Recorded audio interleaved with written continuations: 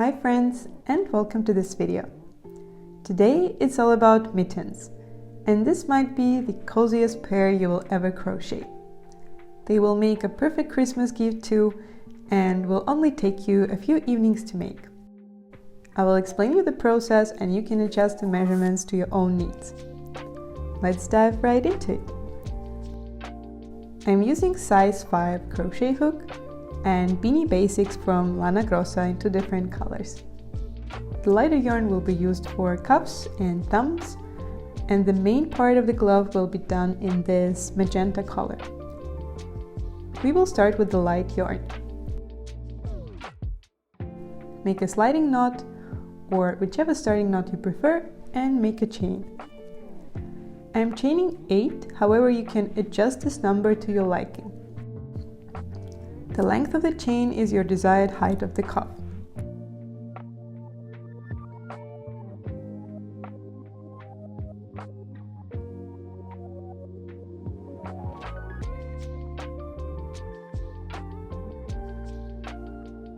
Make the last chain slightly tighter.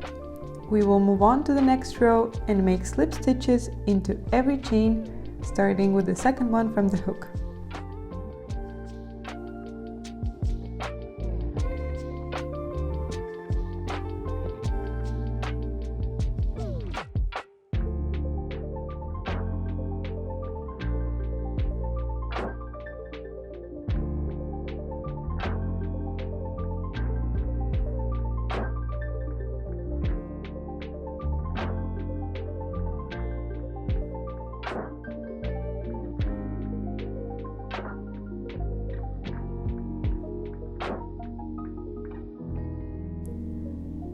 Next, chain 1 and turn around.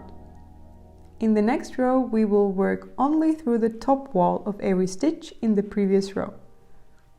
Once again, we will make slip stitches.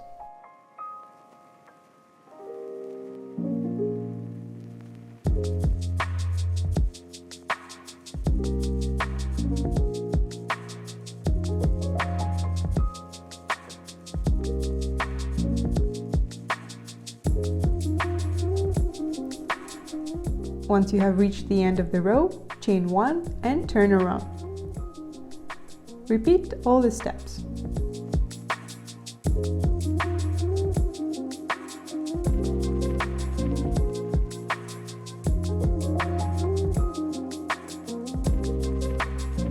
Don't forget to chain 1 at the end of the row.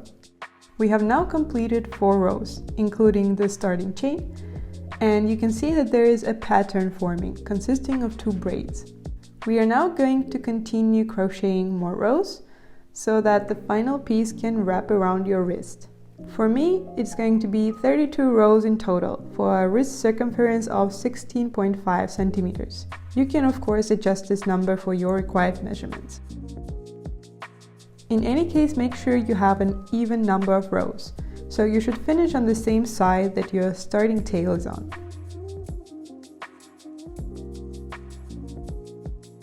Alright, I now have 32 rows in total, and I cut myself a long enough tail to sew the ends of the cuff together and weave in the end. To finish off, chain 1 and drag out the tail.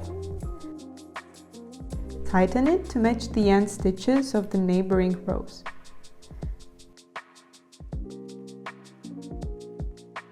Next, we will take the tapestry needle and sew the edges of the cuff together.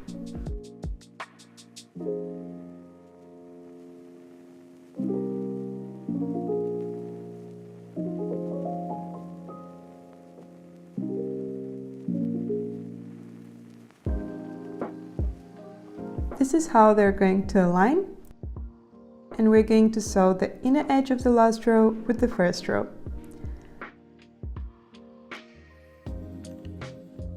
Let's flip the cuff to the wrong side.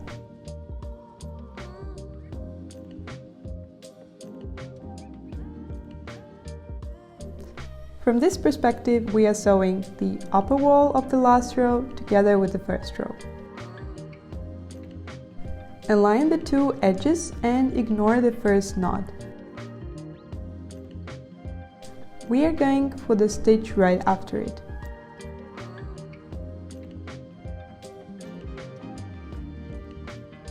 Return through the neighboring stitch into the upper wall of the corresponding stitch on the other edge. Repeat until the end of the row.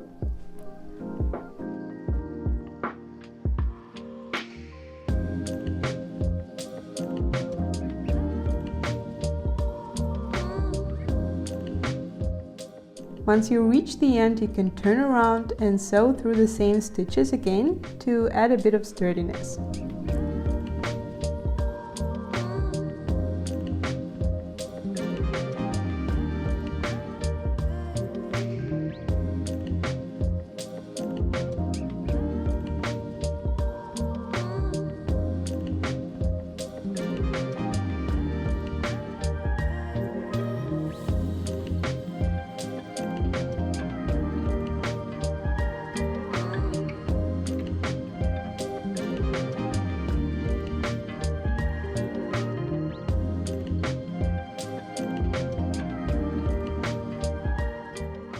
This is how the cuff looks from the front side. I'm going to tie the two tails together for now and then weave them in later. As you can see, the cuff is very stretchy, so don't worry about crocheting it too tight. Let's move on to the main part of the glove, and we are switching to the pink cord. Make a sliding knot. If you look at our pattern from the top, every braid ends with a vertical and horizontal stitch. We will work through the horizontal stitches. Insert your hook into our first horizontal stitch and pick up the loop from the inside. Next, we will make a puff stitch. Yarn over and dive into the same stitch. Yarn over again and drag out a loop. Repeat one more time. Next, yarn over again and drag the working cord through all loops on your hook. Chain 1. For every next puff in the row, start with a yarn over and dive into the next horizontal stitch. Yarn over and extend a loop. Repeat 2 more times.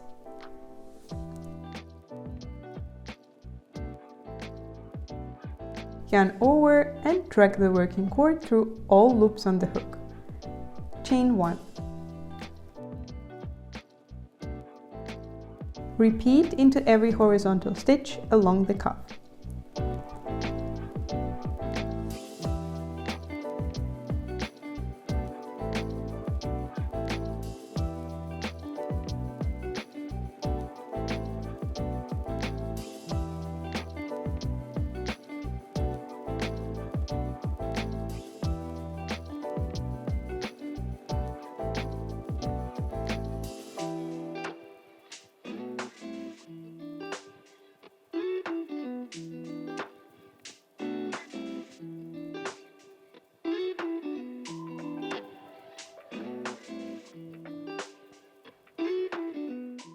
To close the row, find the stitch above the very first puff.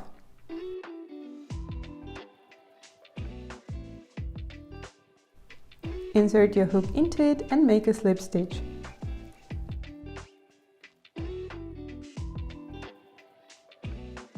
Our first puff row is now ready. Extend the loop on your hook. Next, insert the hook into the following space between the puffs. Pick up the loop and drag it out at the front.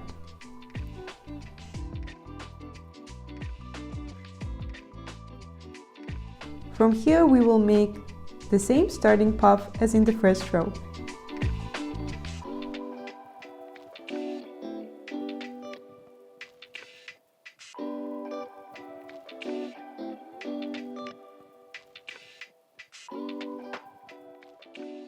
Next, we will make regular puff stitches into the spaces between puffs of the previous row.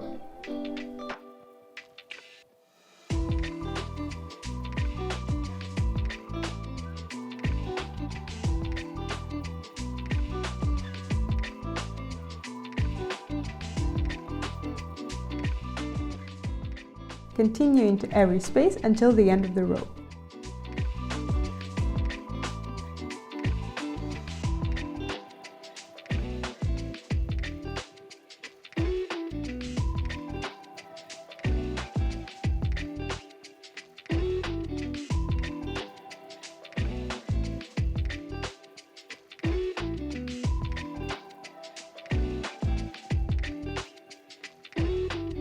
close the row with a slip stitch and extend the loop on your hook.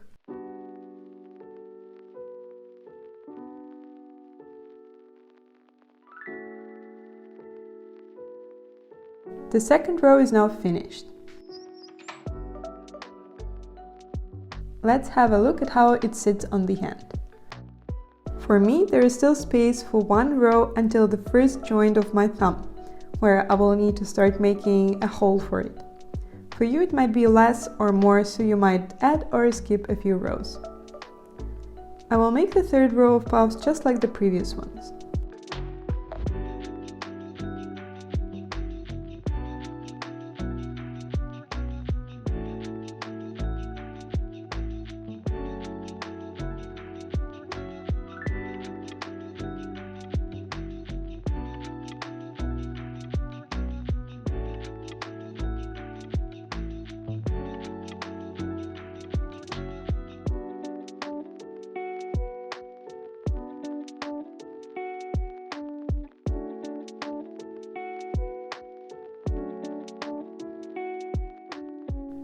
Here is my third row, and if I try on the glove now, you can see that with the next row we can start incorporating an empty space for the thumb.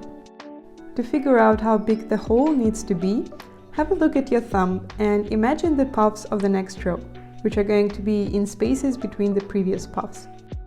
Count how many puffs it takes to go around your thumb. For me, it's 4 puffs, which means in the next row I'm going to skip them. To make it a bit easier for myself, I count puffs from the start to know when to start skipping. And from the 4th puff, I am skipping 4 puffs.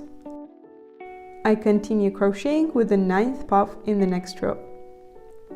So I'm going to make the first 3 puffs.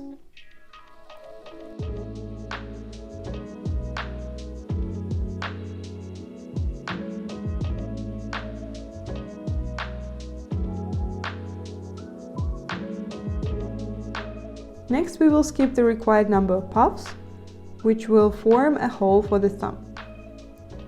However, we need to account for the top arch of the thumb and add a bit of extra room there. I'm going to chain 2, but you might need a bit more depending on how tight you want your thumb to sit in the glove. Next we move to the following space. After the 4th one we skipped.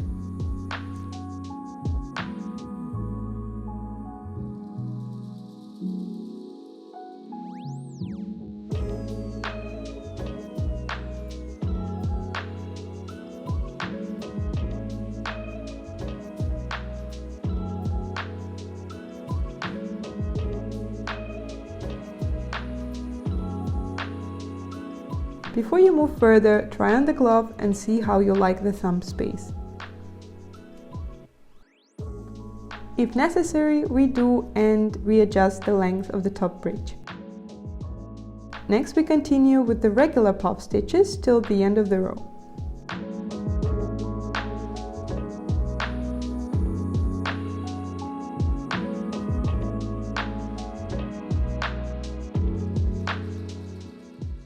We will leave the thumb for now and next only work on the glove part that covers the other 4 fingers.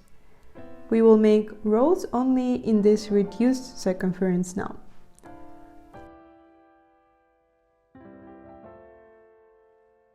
Like always, start with puff stitches into spaces between those of the previous row.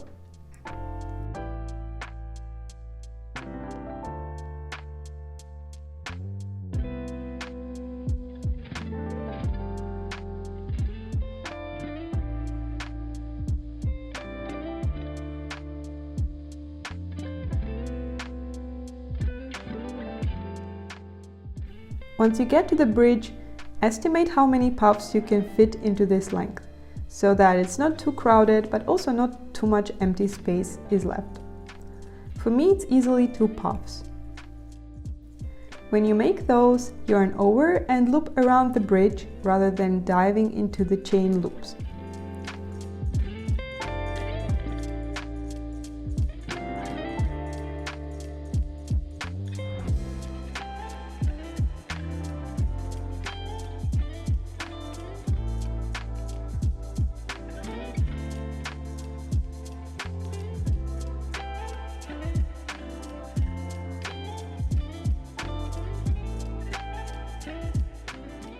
Continue with regular puffs until the end of the row.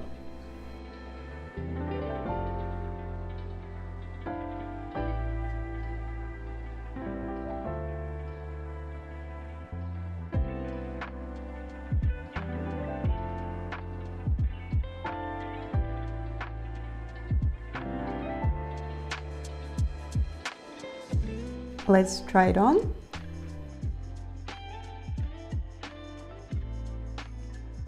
We will continue making rows until it makes sense to decrease the width of the glove, which is approximately around this level, where your pinky ends. From the pinky and towards the tip of the glove, we will decrease the number of puffs in the row. We will now repeat the rows without any changes.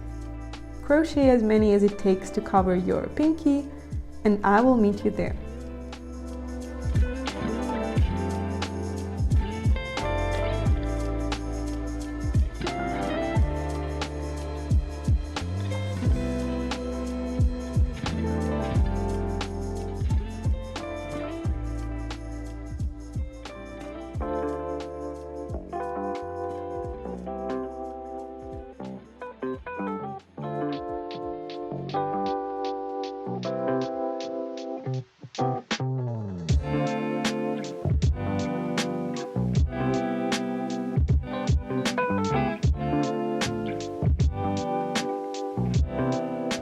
I now have 5 rows in the top part of the glove.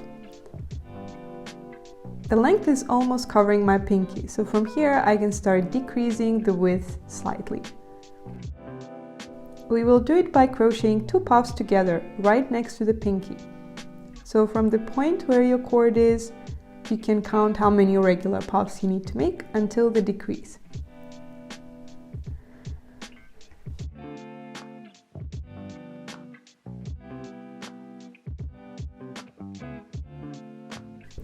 Start the row normally and get to the edge next to the pinky.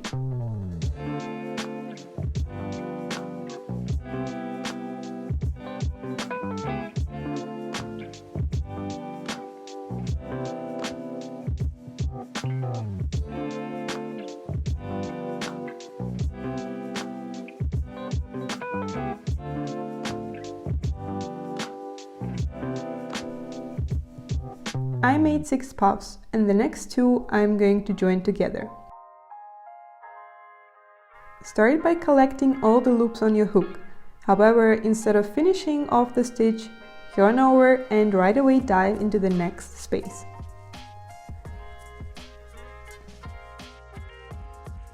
You should have 2 sets of puff stitch loops on your hook. Yarn over and drag your working cord through all of them. Chain 1.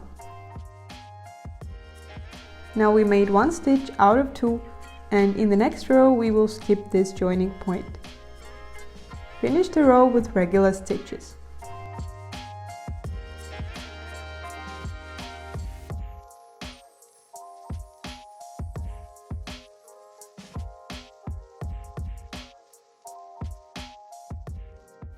Next we will add single stitch rows. Do as many as it takes to almost cover your fingertips. For me, it's 1 row.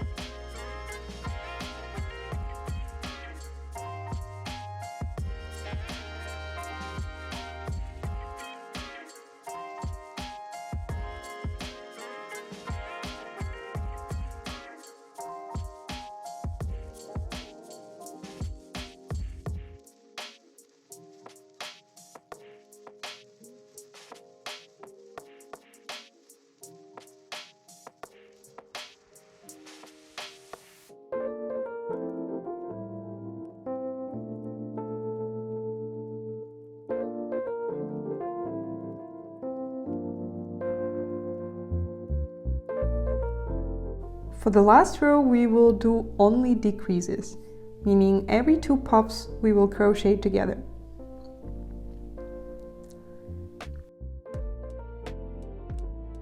If you went for different measurements and your stitch count in this row is odd, you could go back to the previous row and add one decrease.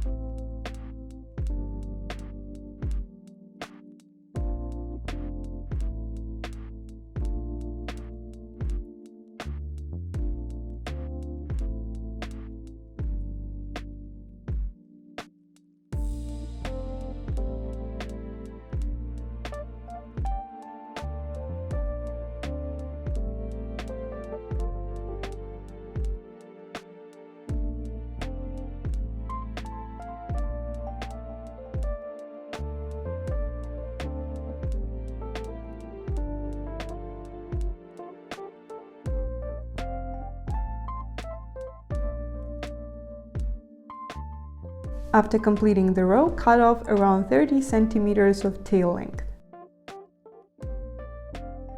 Pull out the tail from the last loop and tie a knot.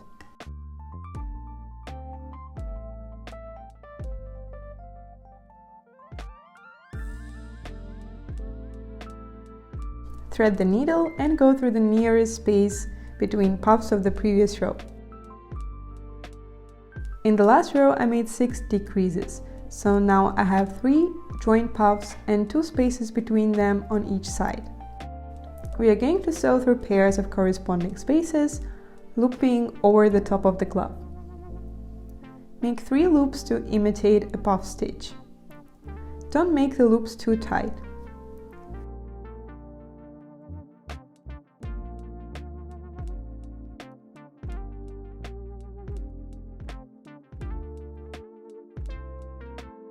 From the first space, we will then go to the inside of the glove and then in between our 2 middle joint stitches from the previous row.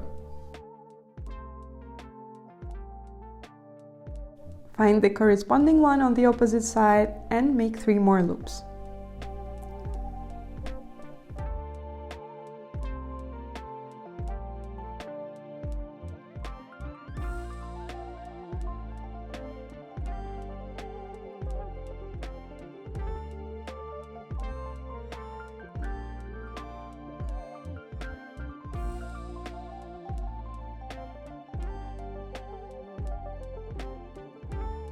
From here we go to the last space between decreases and make 3 more loops.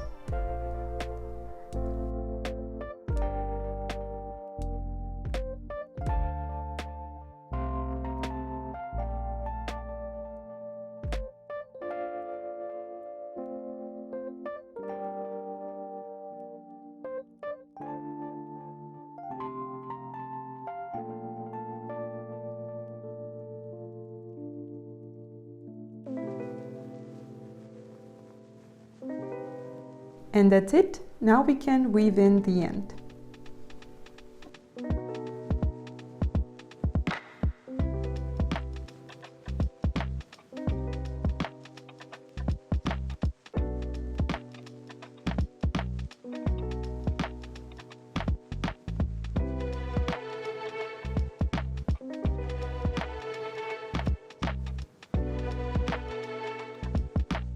The main part of the glove is now finished.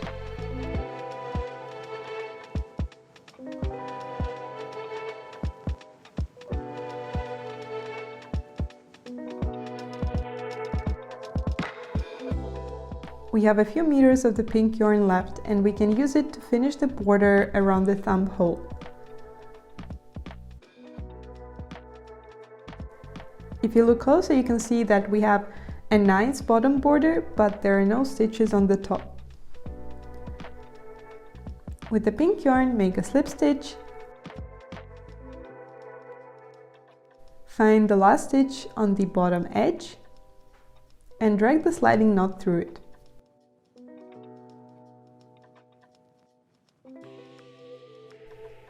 Find the next 2 puffs framing the hole and dive into the space between them. Extend the loop and make a single crochet.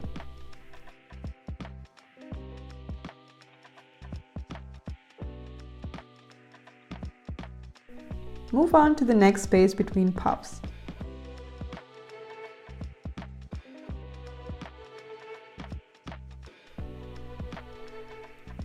Repeat with the next one.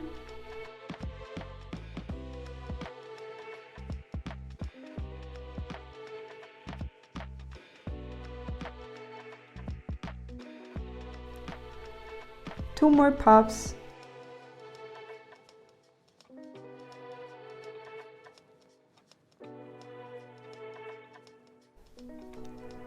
And we are going to slip stitch into the first stitch of the border. Drag out the cord.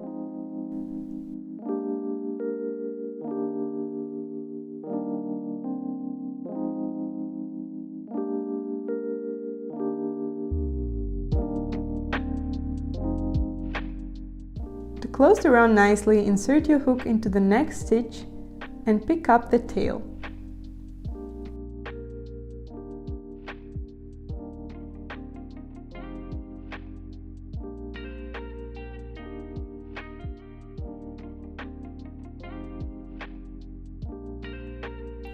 Next, go through the inner wall of the last loop and drag the tail into the middle of it.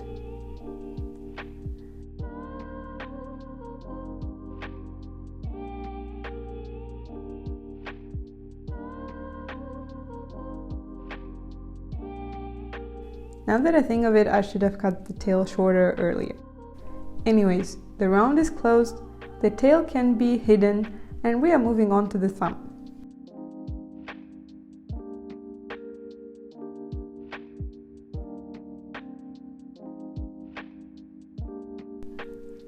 We will work with light yarn again, and like always, start with a sliding knot. Insert your hook into any stitch of the previous row. Just make sure to remember the starting point or mark it with a stitch marker. Chain 1, and from here we will make a row of single crochets. Make sure to slightly extend the second loop on your hook before you finish the single crochet.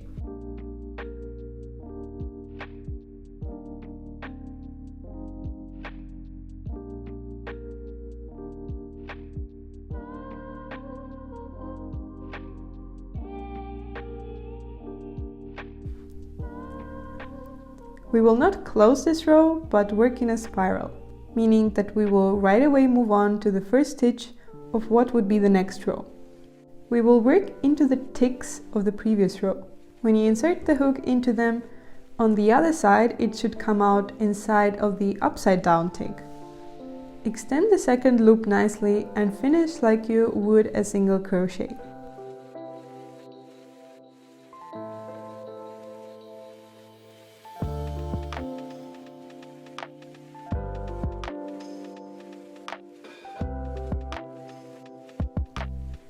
As you keep making these stitches, an imitation of knitting starts to form. Keep working on the same stitches until you reach the connection point with the top part of the glove.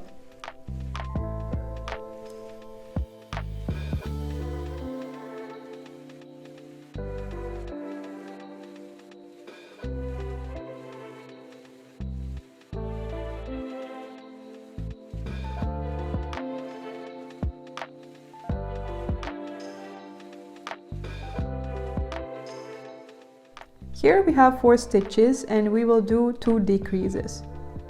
To do a decrease, dive into the first tick and extend the loop. Right away dive into the second one.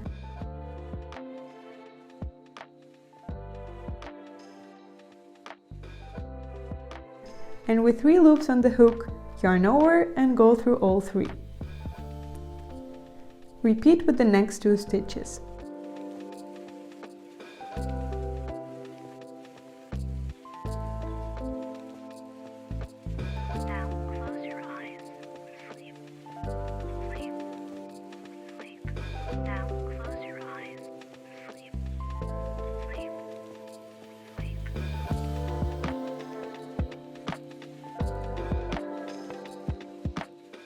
Continue doing regular stitches afterwards.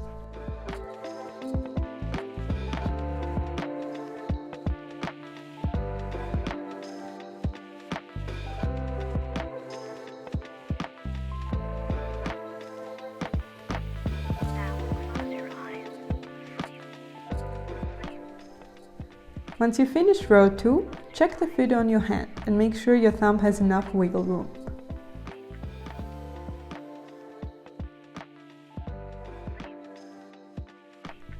Now we will keep making regular stitches until most of the thumb is covered. I still want to show you how to work on top of decreases, so I will meet you there.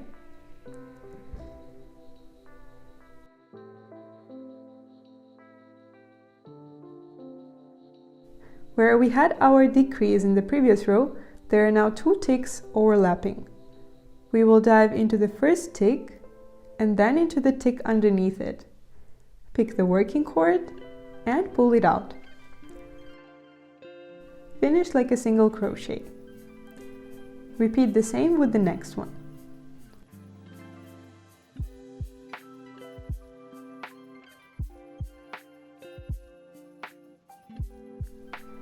From here, keep going for as long as it takes to cover your thumb.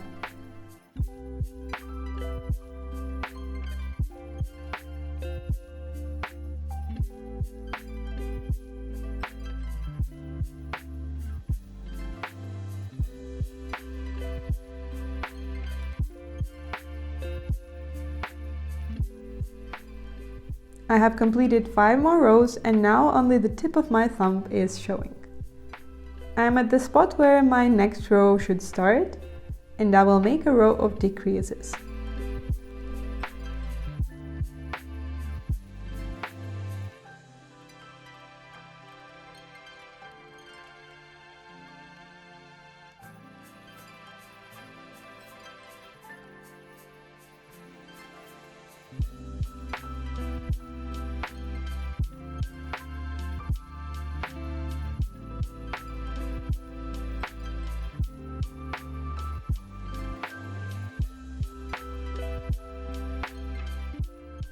It's getting really hard to work, but we are almost there.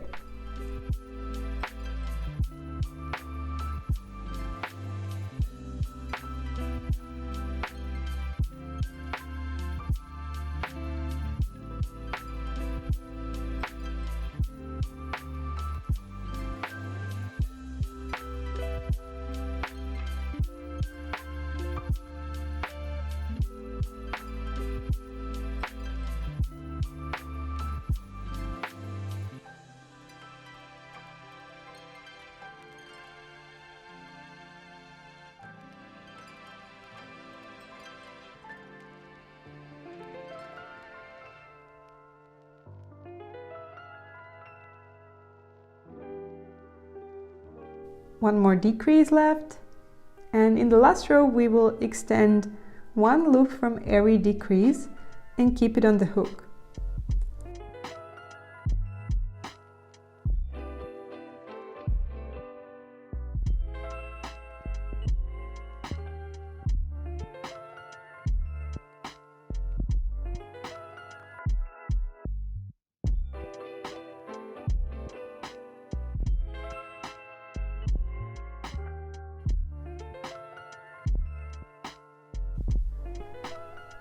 After 2-3 you won't be able to keep working since your hook is straight and not curved, so you will need to carefully release them and work on the remaining ones, watching so that the loose loops don't slip away.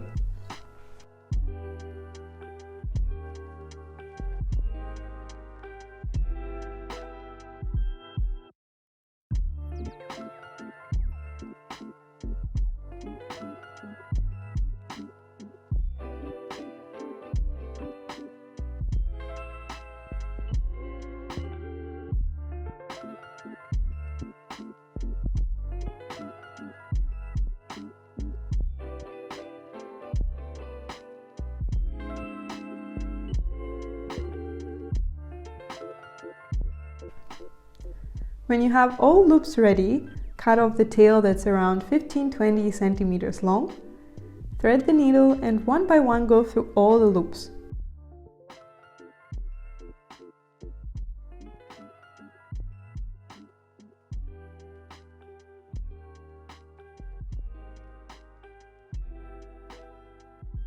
Returning through the last one, once again, pull tight to close the circle and weave in the end on the inside of the glove.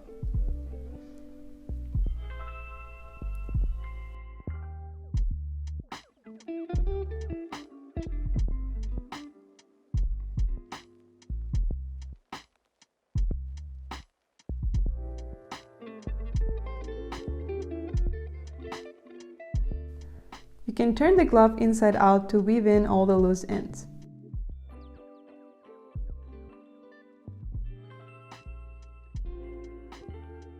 Once finished, turn it back to the front side.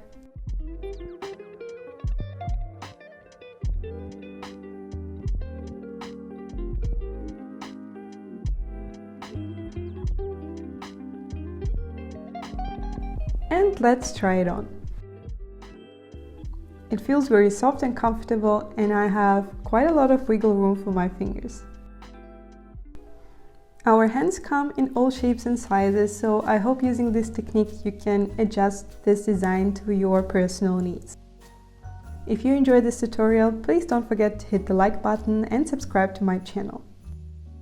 Thanks for watching, and I'll see you next time.